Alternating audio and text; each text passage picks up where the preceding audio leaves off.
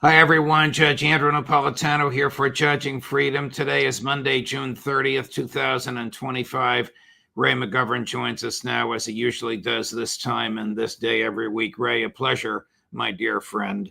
I My want to pleasure. talk to you at some length on President Putin's willingness to continue his dialogue with President Trump. But before we get there, can we get to the bottom of this totally obliterated thing?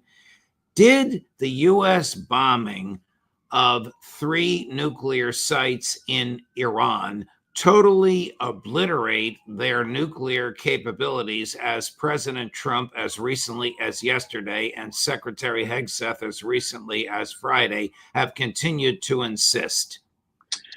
Uh, Judge, I hate to contradict presidents of the United States, but this is not the first time for me. The answer is no. Um, he's ranting and raving, and it was very unwise for him to say totally obliterated. I noticed the gentleman with the blue suit said, "Well, I mean, this is not my call." The Air Force head of the Joint Chiefs of Staff. Well, yeah, that's the intelligence. The interesting thing now is what the intelligence community will do. Will they totally fold and say, "Oh yeah, it was totally obliterated"? But we're not sure about where that 60% uranium is, or how will they handle this? Because the gauntlet has been thrown down before them. They have been faithful, uniquely, since 2007, in saying that Iran is not working on a nuclear weapon. Enrichment, that's different. So this is a diversion, a nuclear weapon. And until the supreme leader says, all right, the fatwa is reversed, now we're going to work on a nuclear weapon, that's the key thing. And the enrichment sort of matters, but not that much. The other thing that the president and Secretary Hegseth have been saying, and the guy in the blue suit, who's the chair of the Joint Chiefs of Staff, did not, is that Iran was, quote, weeks away from a deliverable nuclear weapon. Now, you and I are not scientists, but we both know the difficulties of having nuclear capability, having nuclear enrichment, having a nuclear weapon, and having a nuclear weapon that you can deliver. Was Iran just weeks away, again, as the president and the Secretary of Defense have been claiming for the past week? No, and the intelligence community, as I said, stayed steadfast on that. You know, uh, Tulsi Gabbard had testified under oath to that back in March, and that was, as I say, since 2007, their judgment. Uh, Now, and you have to say now, what is Iran going to do? It all depends on whether the supreme leader decides to say, okay, we're going to go ahead. Why Right. does that matter? Because it takes a long time to work on a nuclear weapon, and the IAEA is no longer going to be in there monitoring all this. So that matters greatly. In other words, even Bill Burns, who was not really good for telling the truth, 2 weeks before he left office, he said, "Oh, and besides, I want to remind you, Iran is not working on a nuclear weapon, and we would discover very quickly if they started." Well, one of the ways to discover is from the satellites, but the other way is all these damn cameras all over the place monitored by the IAEA. That ain't going to obtain anymore. And so, it's going to be really hard to say, well, no, they'll take another year or a couple of weeks, but we have no indication so far that it only takes a couple of weeks. And for Tulsi Gabbard to suggest, well, yeah, to obfuscate enrichment with building a nuclear weapon, I'm really sad. She disappoints me day after day. Has she caved? Well, really, the Donnybrook is there. I mean, she's challenged the deep state, for God's sake. I mean, there are lots of reasons to get her. I mean, she said James Comey, the former FBI director, should be in jail. Oh my God! Well, that's throwing down the gauntlet. Will she survive that? I don't know. So there are lots of reasons to get rid of Tulsi Gabbard, and she should recognize that. She should go out flaming and say, "Look, I'm not going to play this game anymore." It doesn't look like she's going to do that. So what is the rest of the intelligence community going to do? DIA the Defense Intelligence Agency has uniquely stood firm on key aspects like Ukraine. Uh, a year after the overturn of the government in Kiev, the head of DIA testified, and he said this: "Look, the Russians are really concerned that this regime change is just the first stage before regime change is attempted against Russia. That's what the Russians are afraid of." Wow, that's of course exactly right. What happened to him? Well, he was let stay a few months, but then DIA was cut out of the Russia Gate business. In other words, and this is important. Sorry to go on like this, but DIA had the purview over the GRU, the Russian Military Intelligence Department. Okay, the GRU was accused of hacking into the DNC emails. Now, when they did this assessment published in January 2017, they forgot to include DIA. Why? CIA tells the truth. And it was CIA, James Clapper, the DNI, and NSA that made this profound judgment, which has been proven conclusively to be wrong. So DIA is a little idiosyncratic.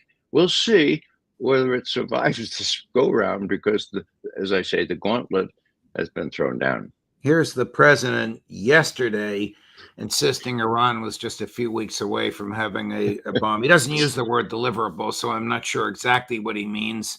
It's a political statement, not a technical. It's not a Ted Postal-like or Jeffrey Sachs-like statement. It's bombast. But here he is yesterday, Chris, cut number 3. They had 3 main sites, and we knew they're going to have to either give them up. And I thought we could do it during negotiation, and we just about had it done. And then they said, we want enrichment.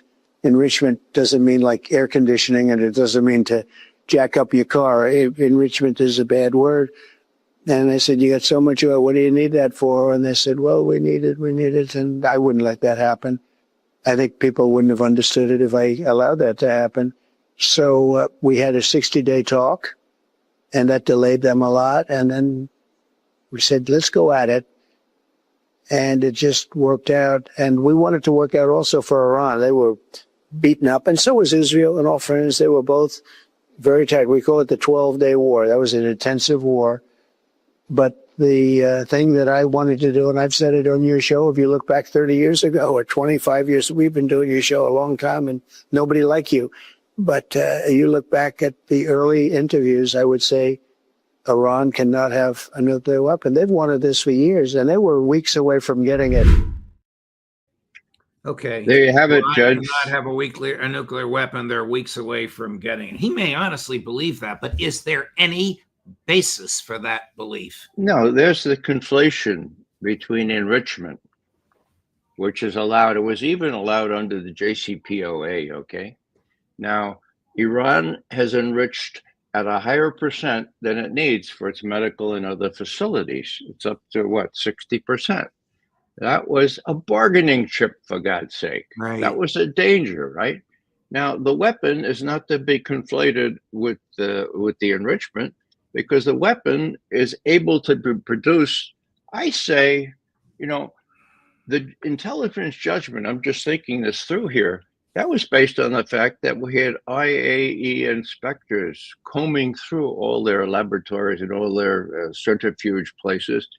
We don't have that anymore. So, I don't know how long it will take, but we do know that even Tulsi Gabbard testified in March that it will take a reverse by the supreme leader, a reverse of his fatwa, his religious edict to say, look, we Iranians, we Muslims don't do that. It will take a reverse of that. And that will become very clear. What we don't know right away is what happens inside these places where the IAEA is no longer there with its cameras. Wow. Did the IAEA become a Mossad asset? Whether it's we have terminology. Is asset a term of art, Ray, in the intelligence community? Maybe I'm using the wrong word. Well, asset is one, but we learn one category is an agent of influence. Okay. That is, you don't pay them, right? You don't control them, but you have lots of stuff on them. I don't know what they have on Grossi. Maybe he just tries to ingratiate himself with the fellas he thinks going to win all this. But he's been awful. I mean, not only on these kinds of things, but on the person you're referring to is the head of the IAEA. Right. Yeah, and has been for a long time. And his people on chemical warfare have been even worse than on nuclear warfare sort of things. In other words, talk to Aaron Maté about how grossly exaggerated some of the findings they had there. So yeah, he's poison. Whether he's an asset of Mossad doesn't matter. He's an agent of influence to be sure. And remember that he made this fudgy judgment on the basis of the board of directors controlled by the West the day before Israel launched its attack on Iran. I mean, how transparent is that? What do you think the international implications or consequences are of the United States Trump bombing Iran? Well, I think that, to the degree people believed anything that Trump said before, that's pretty much washed away by anybody who's been awake for the last couple of weeks. Now, they're all afraid of Trump. My God, so am I. So are the Russians. And that's why the Russians are drawing a distinction between what's going on in Iran, Israel, what's going on in Ukraine, and what's going on at a higher level in their continuing attempt to develop a good relationship with Trump. I've said this before, I'll say it again. I don't know exactly why, but they put supreme value on this. And they've been saying, look, these other things are subordinate. Even Peskov, the presidential spokesperson, look, we know about all this stuff, but we have higher priorities here, and we hope to continue the dialogue. We still think, says Peskov, that Trump is sincere, and we can work with him on Ukraine. Now, one other word on Ukraine. Nobody's mentioned this. I checked this out with Jeff Roberts, who's about the best on these kinds of things. He's been watching NATO communiques for longer than I have, if you can imagine, okay? And I said, look, Jeff. If you can imagine, go ahead. I said, look, Jeff, am I missing something? The last communique said that Ukraine had an irreversible path toward membership in NATO. And there were maybe 36 mentions of Ukraine. And this one, there are 3 mentions of Ukraine and not a single iota a mention of its irreversible path to NATO. Is that significant, Jeff? He says, you got that right, Ray. And what else? What else did I ask him? I said, oh, yeah. Jeff, tell me this. Ever since 1917, the U.S. has had pride of place as the Glavny Vrag, okay, the main enemy of the Soviet Union and Russia. We lost that preeminent place just last month. Who is it now that occupies that? Germany. A very, very reputable opinion poll. It's not even close. The U.S. has lost its Glavny Vrag status to Germany. I said, Jeff, is that significant? He says, it sure as hell is. Now, I'm going to Germany with Elizabeth Murray, and we're going to try to ask the Germans, are you proud now of being the Glavny Vrag? Or do you think maybe you have some hesitation about this? And we'll try to explain some other things to the Germans. We have a golden opportunity because all kinds of people working for us now, setting up very good events in Berlin, in the Frankfurt area, and elsewhere. We can talk about that later if you wish. Wow. It's interesting what you say about Germany. Here's Russian Foreign Minister Sergei Lavrov yesterday condemning France and Germany. Cut number 1, Chris. Recently, Macron and German Chancellor Merz wrote a joint article titled, Europe Must Arm Itself. Russia is the main threat. It is waging imperialist wars. In 2008, it invaded Georgia In 2014, Crimea and Donbass, and in 2022, the entire territory of Ukraine. Putin's goal is to undermine European security.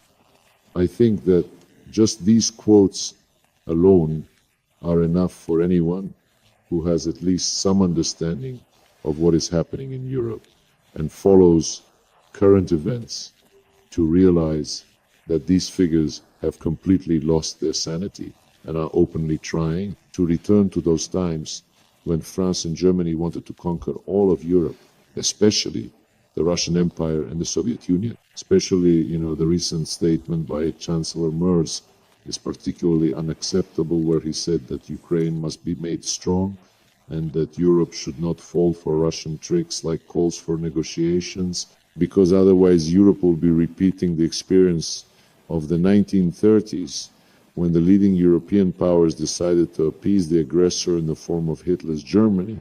Right now, I think this is a very serious issue, and without clarifying it with Europe, further dialogue is pointless. Dialogue is pointless. How do you read that, Ray McGovern? Further dialogue with the coalition of the brain dead is fruitless. The brain dead, would be Macron, Merz, and Stormer. Dialogue with the United States, for some reason, is exempt from this opprobrium and will continue. That's the big deal. Right. I copied a certain other excerpt from what Lavrov said yesterday about increased expenditures by NATO. He said, raising the military budgets in Europe will result in the catastrophic collapse of NATO. And Russia is now going to reduce its military expenditures in 2026 by 6%. So who is preparing for war? We or NATO? End quote. Question mark. I mean, hello. It's so transparent. I think the Europeans are not completely brain dead. I think that they'll see the light, and there's no possibility, in my view, or in the view of people who know a lot more about this than I, that the 5% figure will be reached anytime soon. If it is, then the catastrophic collapse of the Europe we used to know, which took care of all its people, namely, the people who are in need of social benefits, that will collapse sooner than we think.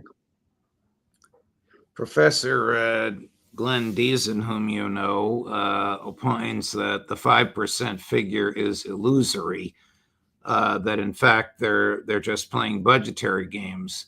So they will say, all right, we're gonna repave a new highway, or we're gonna rebuild a bridge outside of London. I'm just making this up as a hypothetical to demonstrate Professor Deason's point. We will put those expenditures in the defense budget, even though they're not the acquisition of military gear. Why? To please Donald Trump, or to dupe Donald Trump. Well, there was a deal made with the NATO summit. Trump wanted to win. He got 5% in 10 years. Where's Trump going to be in 10 years? I don't know. So, big deal. He made a success. In return for which, he prevailed on the Europeans to stop this stupid stuff about Ukraine, okay? It's not going to get in NATO, and we're not going to put that in the final communique anymore. So it was sort of a deal, the kind of deal that Trump likes. Illusory, but looks really good on the 5%. The real deal was, look, we're out of here with respect to Ukraine. We're not even going to say the things we used to say about Ukraine's path to NATO membership. Do you agree with Alistair that the West has been engaged in the long war to weaken BRICS, to subvert Iran, to isolate China, to neuter BRICS? Where's that war going these days? Well, that's what is eventuating here. I'm sort of a current intelligence analyst, so I look at the immediate outcome here. I didn't expect the U.S. to be mousetrapped into joining Israel. I didn't expect Trump to make a fool of himself by claiming a total obliteration. So all these things evolved in such a way that, yeah, Iran being a key member of BRICS now is going to have an effect on this whole thing. And if Putin had any doubts about turning east, well, there are few doubts now, except, as I say, this is really idiosyncratic. Despite all this, he puts a primary emphasis on continuing to dialogue with Trump. Why? Because he trusts Trump? No, because Trump is his ticket out of Ukraine. You know, I found out one other thing from a fellow named Simplicius who just published this. And what he said was this. What he said was, look, we know why Zelensky is not pulling civilians out of places like Sumy, okay? He told his Russian you, it's on tape. He said, look, if there are a lot of civilians in Sumy, then there's a lot less chance for Putin to rocket attack Sumy. So let's keep them in there. And I don't want to evacuate them because, you know, they're our safety. Well, what does that say? That says there's a lot of truth to the fact that the Russians really look at Ukrainians, especially those around Sumy, who are Russian stock mostly, as Russian as Slavs that they don't want to kill. Okay, so they're not bombing civilian structures like Israel does, or like U.S. sometimes does, and you know, as here's Zelensky admitting, look. The best way we can save Sumy, at least for a while, is leave the civilians in there, for God's sake, and then the Russians will be more careful about devastating the place. That speaks volumes from Zelensky's own mouth. I wanted to mention that because I steal things from everybody, including Simplicius. You're a good man, Ray. When are you going to Berlin, and who are you speaking to? Right after the 4th, and was scheduled for being in Berlin toward the end of that week. And meanwhile, we'll be in and around Frankfurt and Koblenz and other places, and it's nicely filling in our events. We were a little late planning because the funding didn't come through until just last week, but we're off and running now. I'll mention one thing in Berlin. This just happened yesterday. There's a very, very prestigious group of scientists that look at preventing unexpected or unintentional nuclear war, okay? And they're really concerned about AI. Make it automatic and we all perish is what they're saying. They did a big list on almosts, like almost here, almost. Now, I was on active duty with the CIA for 3 of those almost catastrophes. And I said, look, I could talk about those from personal experience. One was the one in November of 1983, Ebola Orchard. Another was another one right before that. The context was important because all this came after Reagan said evil empire and KAL 007 was shot down, killing almost 300 passengers on the Labor Day weekend of 1983. I was there. I was briefing Reagan's principal national security advisors, and I know what happened, and I know what my friends did, my honest friends, in persuading Bill Casey, mind you, to go down to the White House and say, look, knock off these high-level participation at Able Archer because the Russians are afraid it's the real thing. They've got their tactical nukes on the tarmac. For God's sake, tone it down. And the NSC did tone it down. So those are little vignettes that I can import from my personal experience at this one venue that came up out of the blue just 2 days ago. Well, we'll see you again before that trip, and we'll see you from Germany. We'll see you at the end of the week with Larry Johnson. Thank you, Ray. All the best, my friend. Thank you, Judge. And the aforementioned Larry Johnson will be here at 11:30, at 3 o'clock this afternoon, Scott Ritter, at 4 o'clock this afternoon, Professor Jeffrey Sachs, Judge Napolitano for Judging Freedom.